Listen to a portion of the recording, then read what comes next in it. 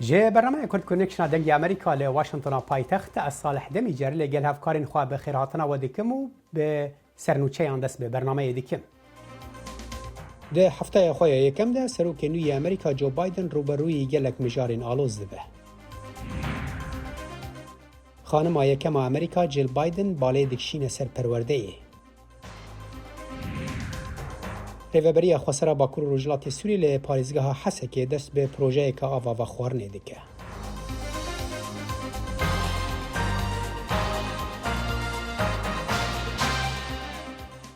ده هفته خواه یکم ده وک سروک نوی امریکا جو بایدن راستی گلک دجواریان ده به. جه روبروبنا ویروسا کرونایی لسرانسری امریکا دا بگر تا دابشبونا سیاسی لدور پروسه امپیش کرنا سروک بر دونالد ترامپ لسیناتوی و هر حال گلک مجاریندن. روژا دوشەمێ پێشیاسەیە ئیمپیچکردنا سەرۆکێ بەرێ دۆناڵد ترامپ ji civata nûneran wê derbasî senatoyê dibe. Roja sêşemê senator ji bo birêvebirina proseya împiçkirinê son dixwin ku 2 hefte şûn de dest pê dike. Piştî ku Trump beriya êrişa Kongresî ya 6 Mehê bi neveyî got ku hilbijartina serokatî hatiye dizin, Amerîka di nav perçebûnekî kur de maye. Kampanya Trump û alîgirên wî bi dehan doz vekirin lê bi ser neketin. Senatorê Komarî Rand Paul niqaş dike ku bêtir vekolîn pêwîstin. Li gor min hejmareka mezina belgehan heye li ser sixtekarî û guherîna neyasayî ya qanûnên helbijartinan. Li gor min vekolîneka dîr û dirêj pêwîst e. Dadgeha împişkirinê di demekî de pêk tê ku reveberiya nû ya Biden divê bêtir li gel Kongresê kar bike ku bikaribe karê xwe bike. Lê gel Washington di nav pandemiyê de pir berpirsyarî dike li ser xwe anna. Ez hezar dikem ku em dikarîn bi temamî dadgeha împîçkirinê bi rêve bibin. Çawa ku xelkê Amerîkî di vê zehmetiyê de dikarin karê xwe bikin, em jî dikarîn. Di pirsgirêka herê mezin ku niha Amerîka rûbirû ye, zêdekirina hevildanên vaksînkirina li dijî koronayê.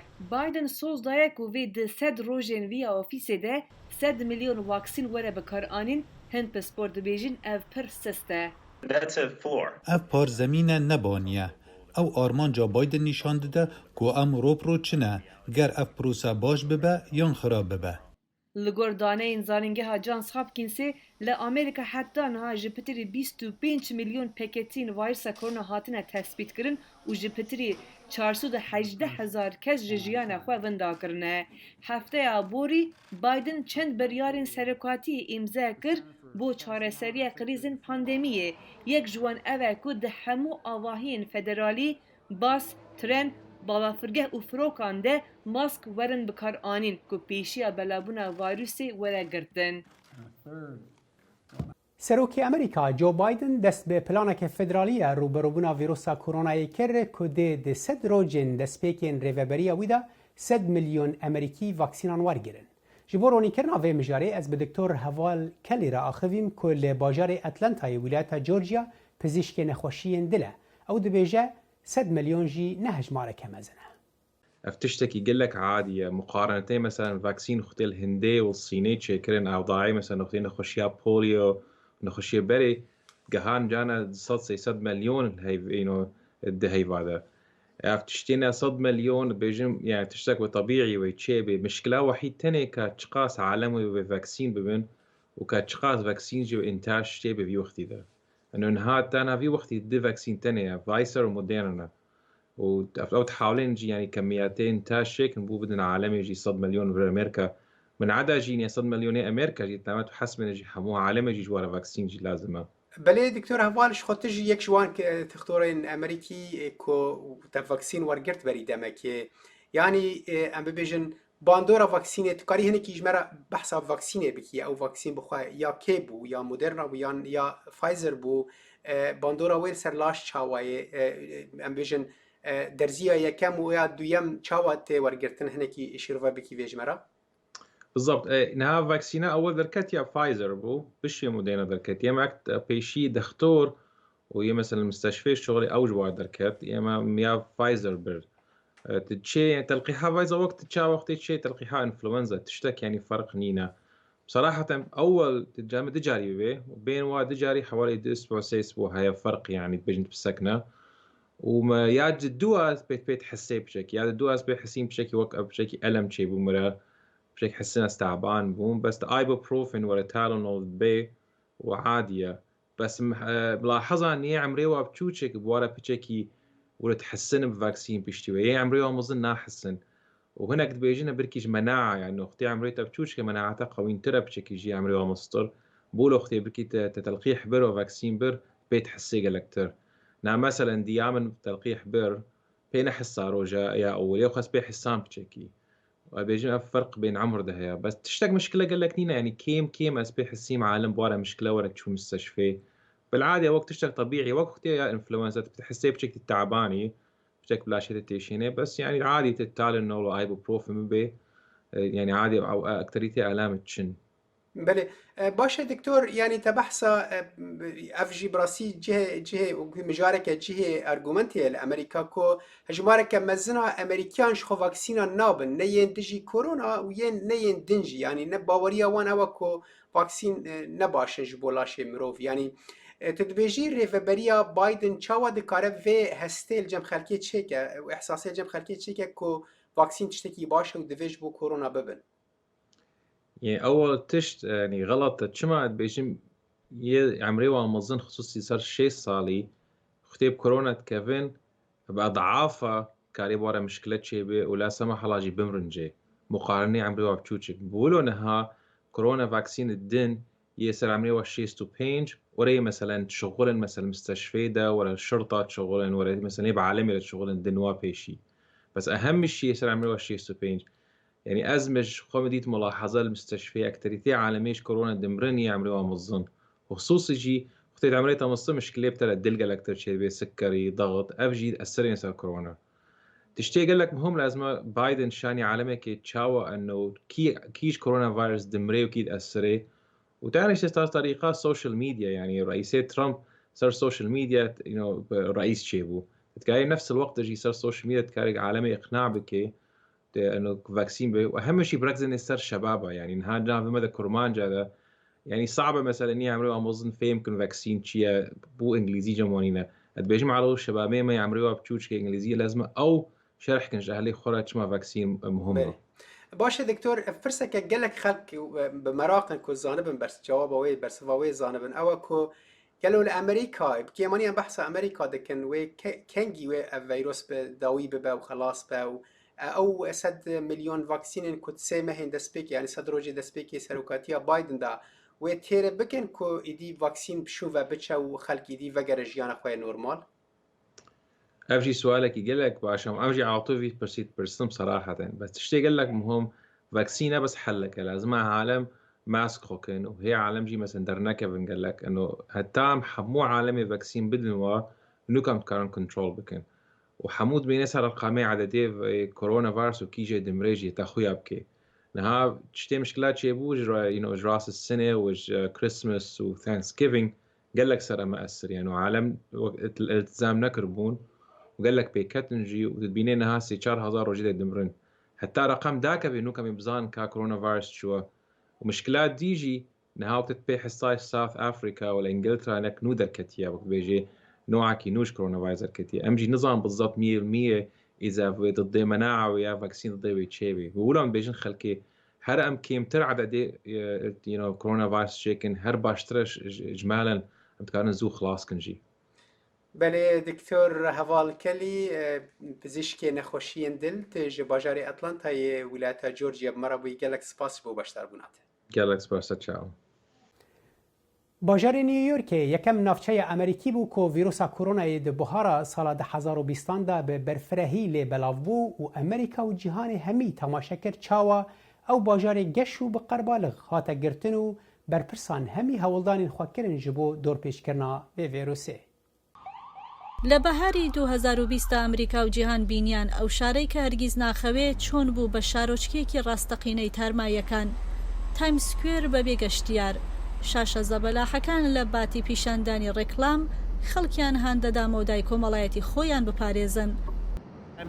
خەڵک تۆزێک دوورن لە یەکتر من دەمامکم لە دەمدایە هاوکات ئامێرەکەم دەژەنم و پاکەرەوەی دەستیشم لەگەڵدایە بەشێک لە سنترال پارک چادرێکی زۆری تێدا هەڵدرا بوو بۆ نەخۆشەکانی کۆڤید کاتێک نەخۆشخانەکانی شار پڕبوون لە نەخۆش، جافید سنتەر ناوەندی گەورەی کۆبوونەوەکان گۆڕدرا و کرا بە نەخۆشخانەیەکی 2000 قەرەوێڵەیی.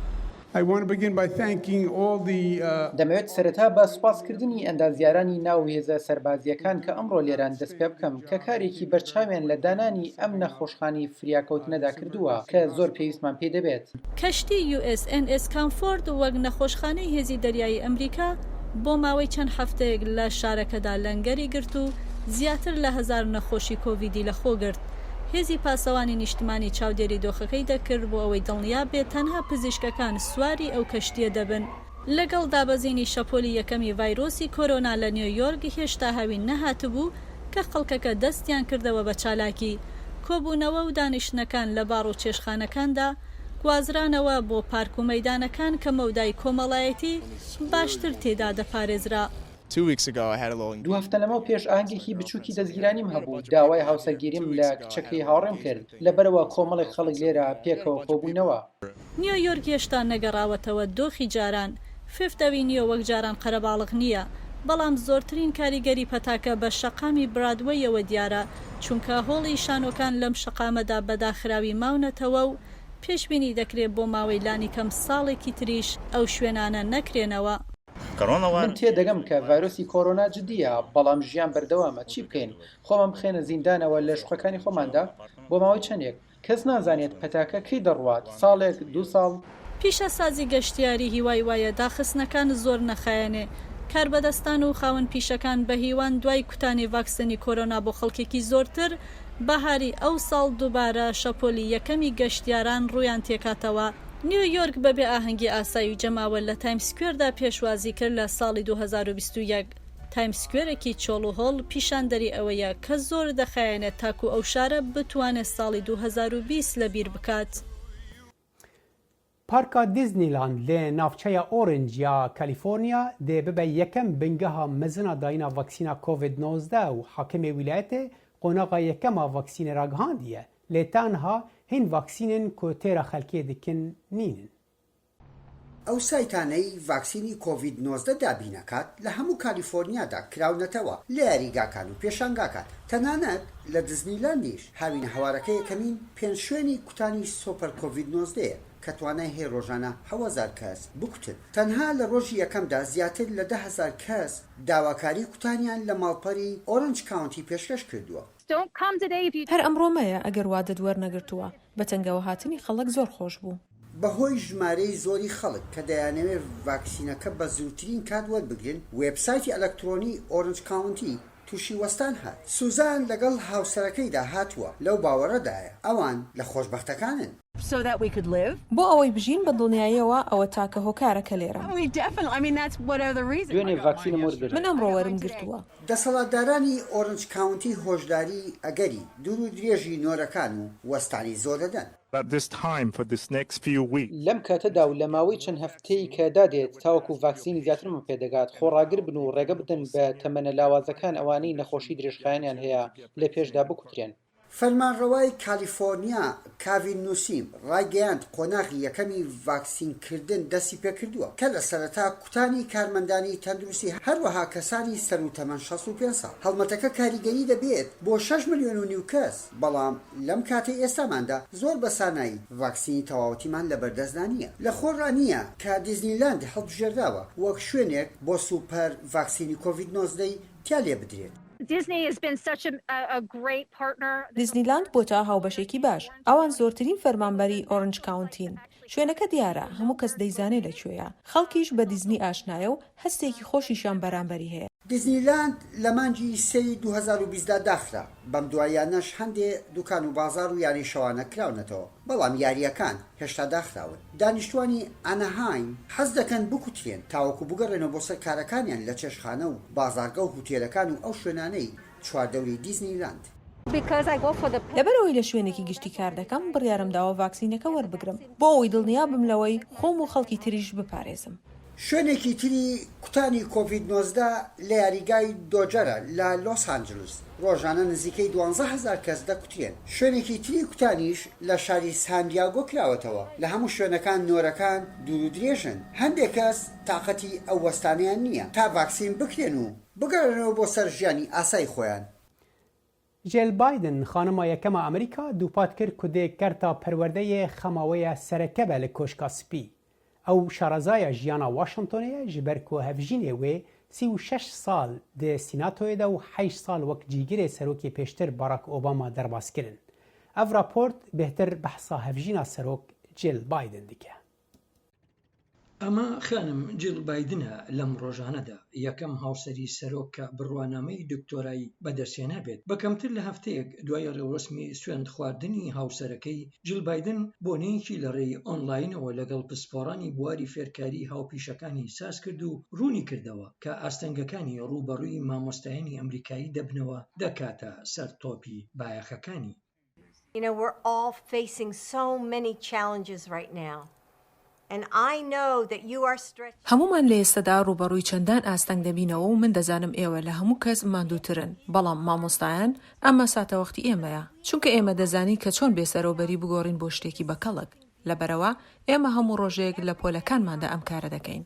پێشبینی دەکرێت مێژووی دوور و درێژی جیل بایدن لە بواری فێرکاریدا کارەکەی وەک خانمی یەکەم پتە بکات. من پێشبینی بۆ جیل بایدنی خانمی یەکەم دەکەم زۆر چالاک بێت لە پێشنیازکردنی ریفۆرمی تایبەت بۆ سیستەمی پەروەردە و فێرکاری، بەڵام هەموو کەس لەگەڵ ئەمەدا هاوڕانیە. وەک دەزانین زۆرێک لە خەڵکان حەز دەکەن خانمی یەکەم بێدەنگ بێت و تەنها بە جوانترین پۆشاکەوە دەرکەوێت. من لەو خوێندنگەیە نیم، بەڵام لە ڕاستیدا پێم وایە ئەو شوێنە پلاتفۆرمێکی بەهێزە. کاتێک هاوسەرەکەی جێگیری سەرۆکی ئەمریکا بوو، جیل بایدن بۆ یەکەم جار بووە خانمی دووەم کە کارێک بۆ بژێوی لە دەرەوەی کۆشکی سپی بکات. ئێستاش وەک خانمی یەکەم جیل بایدن لەوانە وتنەوەی زمانی ئینگلیزی لە کۆلیژی نۆردرن ڤیرجینیا کەمیونیتی بەردەوام دەبێت. من دەزانم ئەوە چەند سەختە.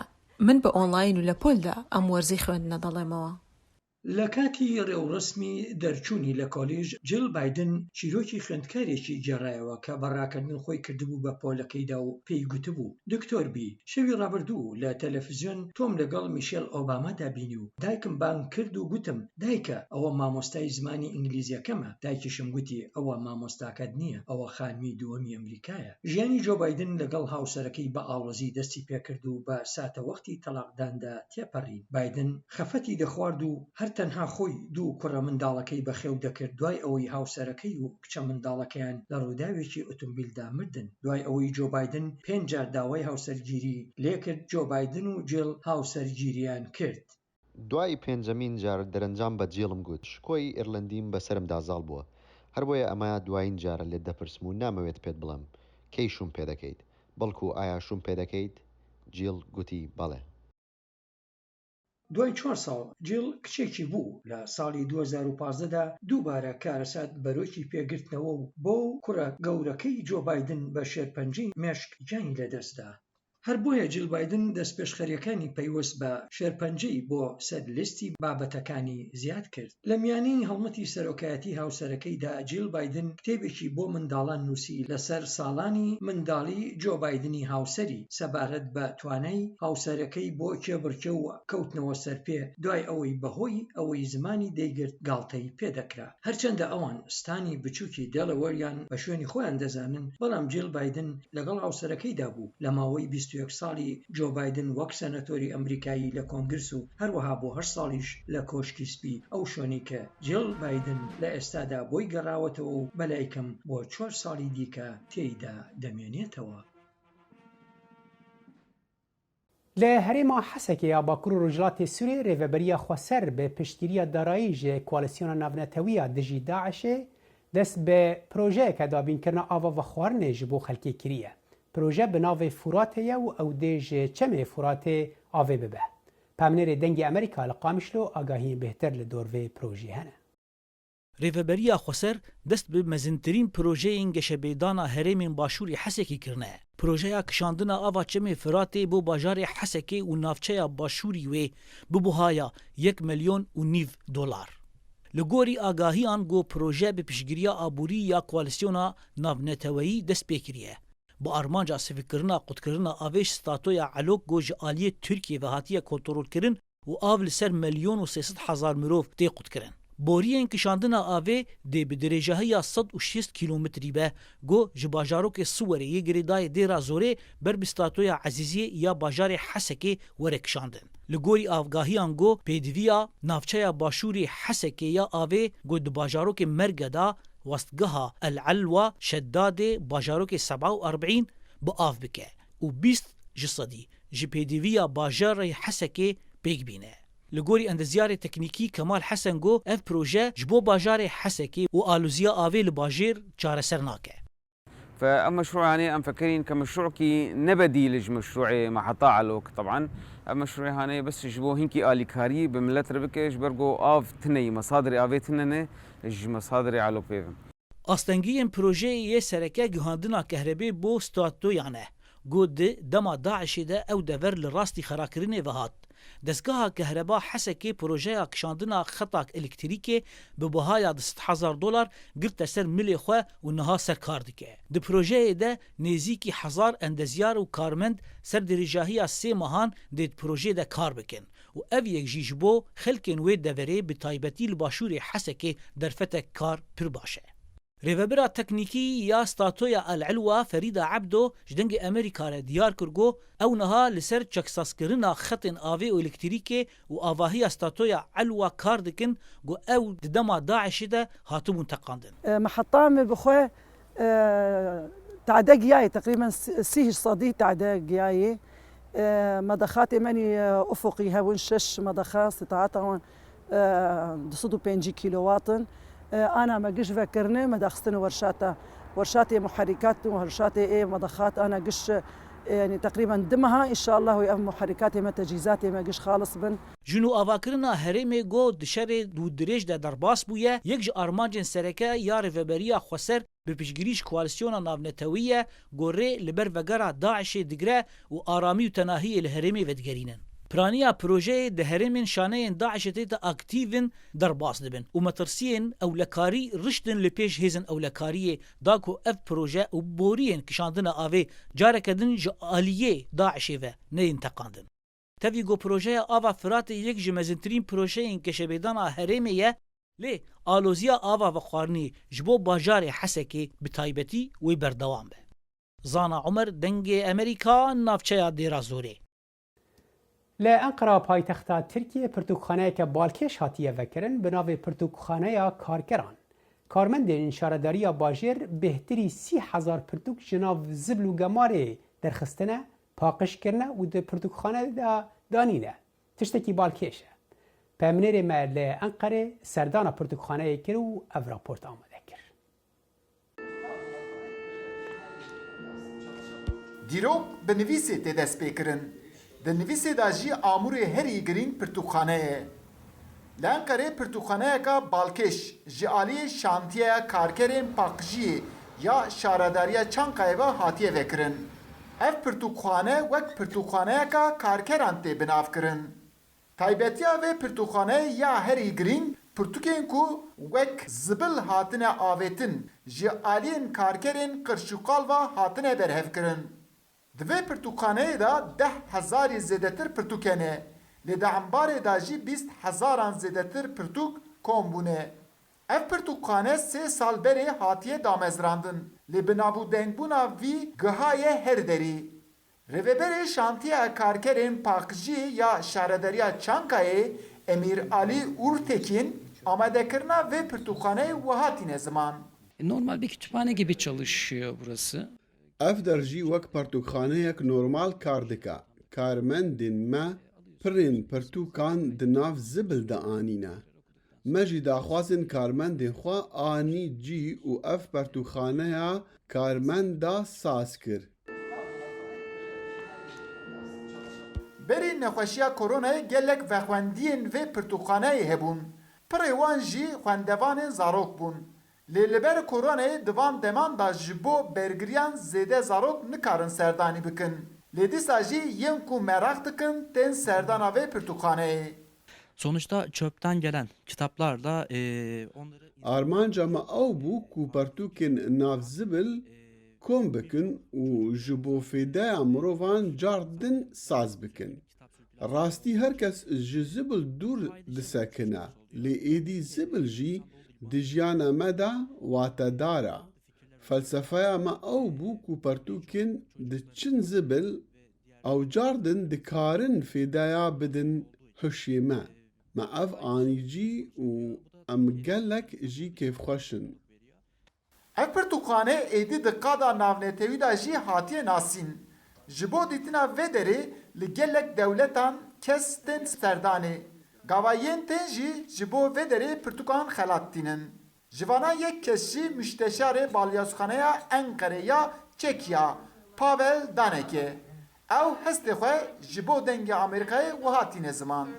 Very lovely functioning library that Berî her tiştî min ev fikrê anê pir hez kir.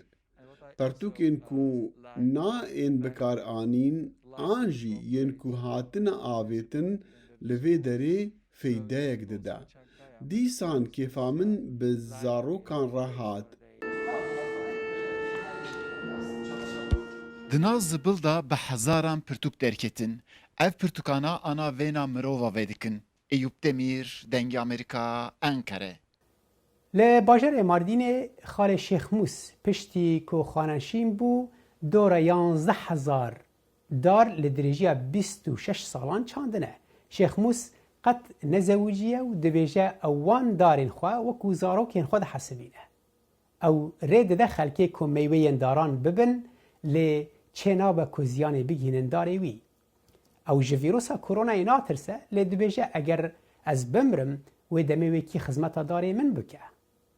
Ev kolanên teng û kevrî ên bajarê kevnarê ya Mêrdînê ye. Xalê Şêxmûs ji mala xwe derdkeve û peyatî ber bi daristanek ve dimeşe. Taybetiya vê daristanê jî ew e ku 11,000 darên li vê baxçeyê bi destê wî hatine çandin. Beriya 26 salan ev pala ku 48 donime ciyê zibla bajêr bûye û bi piştevaniya gerînendeya daristanan Xalê Şêxmûs bi kedeka mezin şaxên darên kajan li vir çandiye û her darek neha ve guherîne bûne daristaneke mezin. Li vir wela pindika ama vê baş lo. Belediyê du xeddame û ew kanî manî vir. Xalê Şêxmûs bihîst bi bihîst daristanê nazik e û dizanet kîjan darê de çi pirsgirêk heye. Me kuşt wela ez têrê dixim wan bikujî ji bo darê bi têlêr dikujim. Xalê Şêxmûs mirovek xêrxwaz e û bi baweriya zêde ye. Dibêje tere tenê dinyalix heye û ji bo axiretê emelek qenc ji bo mirovan divê. Ew ji koronayê ditirse lê tirsa wî ne ji mirinê ye. Tirsa wî ger tiştek were serê wî kesek tune ku xwedantî li daristana wî bike. Xecî Can Farqîn, Dengê Amerîka, Mêrdîn. Bînerên hêja li vir Kurd Connection îro bi dawî dibe her şat.